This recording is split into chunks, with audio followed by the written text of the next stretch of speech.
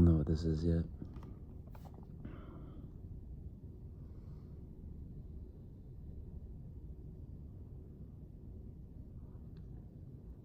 I've been thinking about this for a while.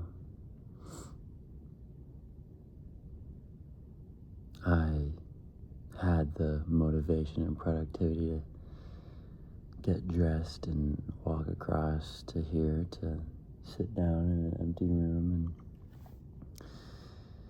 prop my phone up against the wall and press record.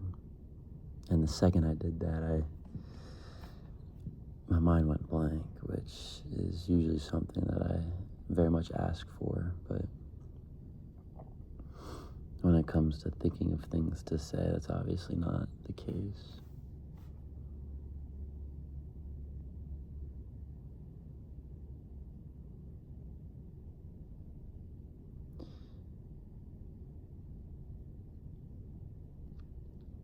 I kind of want to talk about paranoia and anxiety. Oh, my face is fat as fuck, dude.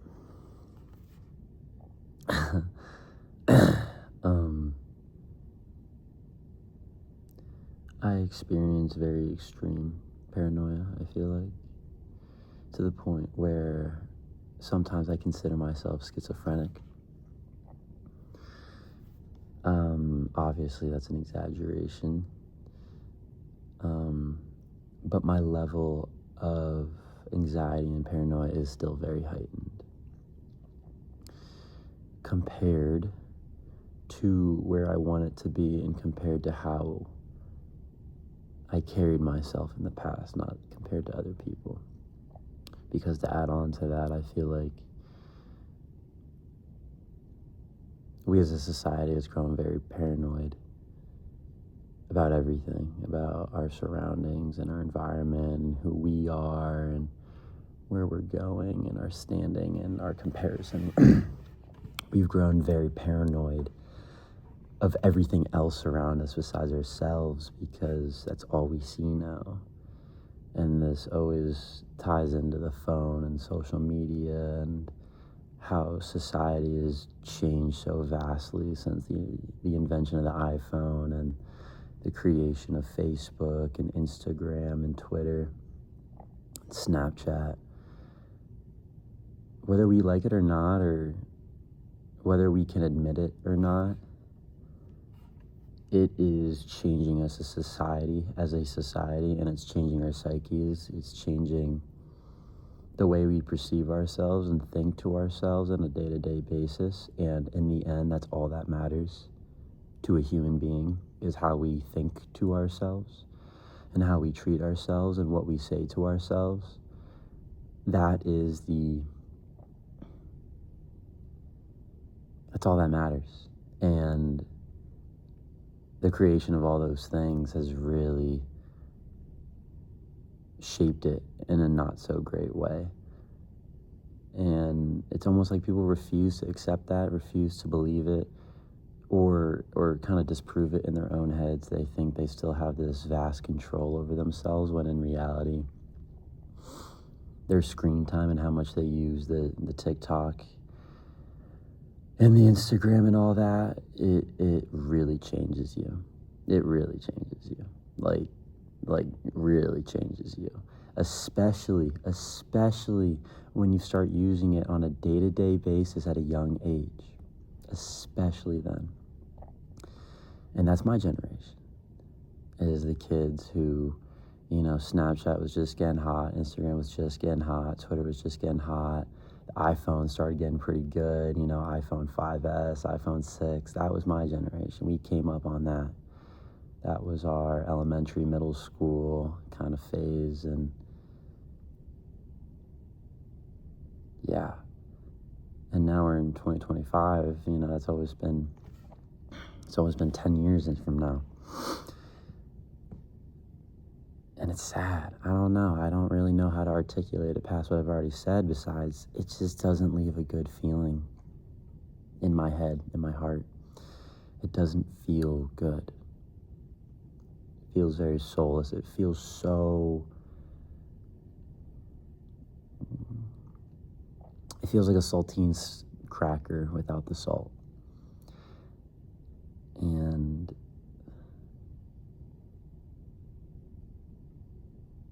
now this goes back to the fact that I have no idea what I really want to talk about in this video, but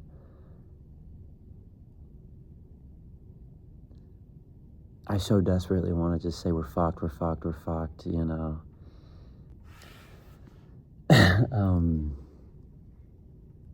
Storage is full. Funny how that cut off at that point.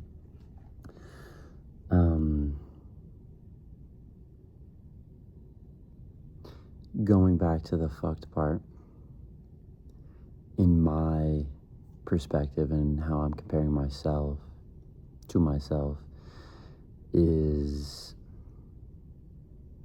I can't do anything. I genuinely feel imprisoned by my lack of ability to do basic things. And it's really sad. I'm a grown-ass fucking man. I'm not a grown-ass fucking man, but I'm a grown-ass fucking man. And I can't do basic shit. And it's not even that I can't do it. It's like my brain would rather kill itself than to do basic fucking shit. Like homework and studying.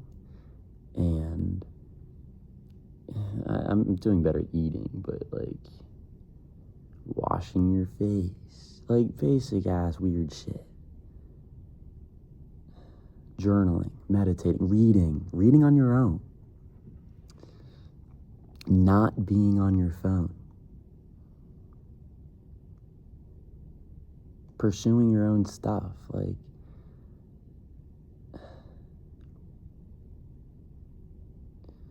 there's something with the dopamine, or like we're throwing all these jargon words out, and I know how the whole world is with, you know, trying to get it right and the right buzzwords, and holy fuck my hair. It's just like, what can I do to fix this? Genuinely, what can I do to fix this? And I'm obsessed with my self-image as well. And I feel like it's also so crippled. And this phone is not even like perfect. God, I hope no one can hear me right now. I'm praying no one can hear me right now.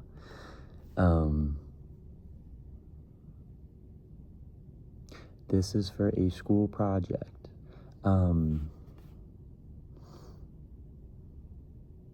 I just want to live every day satisfied and grateful and feeling productive and happy. You know, I have been diagnosed with depression and all that stuff for a very long time. But I think that's simply because I'm talking about it and I'm being open about it with myself. And I'm self-aware of the fact that I have these thoughts and I experience these things and I go through these mood swings. And yeah, you know, there's a lot of people out there who are not as doom and gloomy as I am and carry myself if there's like a rainy cloud over me. But I don't think people truly understand how imprisoned they are by themselves and by their own self-dialogue and their self-conscious. And I feel like I'm so obsessed with thinking about how other people are not aware of what I'm aware of. One, because I so desperately want to tell myself that I'm better in some way and I'm more enlightened and I'm smarter and I'm more intuitive and all that. But I think also there's a large part of me that really desperately wants to help, that really wants to get the message across and really try to instill in people's brain, like, hey, not necessarily wake the fuck up, but kind of take back charge and control of your life a little bit. But I don't think people give a shit. I mean, how nice is it that you realistically, even if you had have a job, I mean, you could doom scroll, you can get your food delivered to you, you can, have your whole life without leaving a room. You don't have to go to work anymore. It's in your living room, it's on your phone, it's on your computer. You don't need to go out to get food. You can either deliver it, which is dumb expensive, or you could literally do shop, like you could have someone bring your groceries to you. You don't need a car.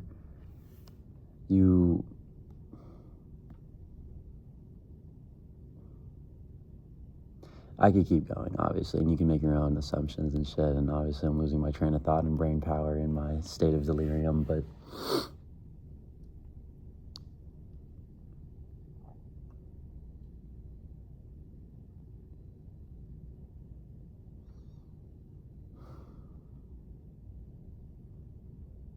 shit's changing.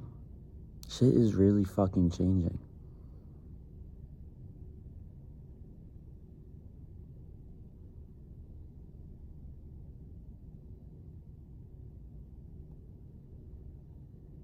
And it's scary. I think I'm reluctant to even say that. It's scary. I'm really... And impulsively, I almost just said, I'm not really scared, but I am kind of scared. I'm worried. I'm worried about how... Not that I can navigate, how can I capitalize on it? I'm always thinking of, how can I benefit the most? Because the only way nowadays to truly get on top and kind of succeed is this, America's pure ideal of success and work and striving, is to be above the average. And that's what capitalizing is go above and beyond the average person's idea of doing something and really taking something to the nth extent. Because in the end, that risk that you take will ultimately lead you on top. And it's, in my personal opinion, half of it is, yeah, I want to be on top. I want to feel like I'm on top. I am not going to sugarcoat shit when I say that, yeah, I kind of have some ideal that I want to be better than most people. I feel like I was given that opportunity, and I want to take that opportunity. I don't want to waste that opportunity. But then I also want to be on top, because that's the only way you can provide for yourself anymore in a very safe, like financial security. The idea of financial security is so unfeasible for the average human nowadays that you need to be on top just to have said financial security. And that's kind of my main point with this whole video, is that everything is being suppressed to a pulp, in the sense that you're either above the clouds or you're getting drowned by them. And it's really up to you to break through that wall, or you're just born in that wall, or you just work really hard to get through that wall. But there is a wall, and it's slowly pushing everyone down like a juice presser. And the go-getters and the doers and the people who were born with money and all of that, and that security are on the top. And, I have doubts about the way I perceive things like that, because it feels a little archaic, it feels a little childish, but really thinking about it, I mean, how else do you describe what the fuck's going on right now? It's a fucking joke.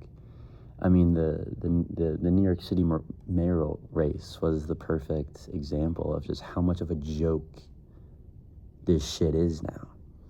And the whole, all the jokes on the internet that the U.S. economy is being propped up by 7 tech companies just throwing $1 trillion at each other. That's how we treat money now. That's how the top treats money now.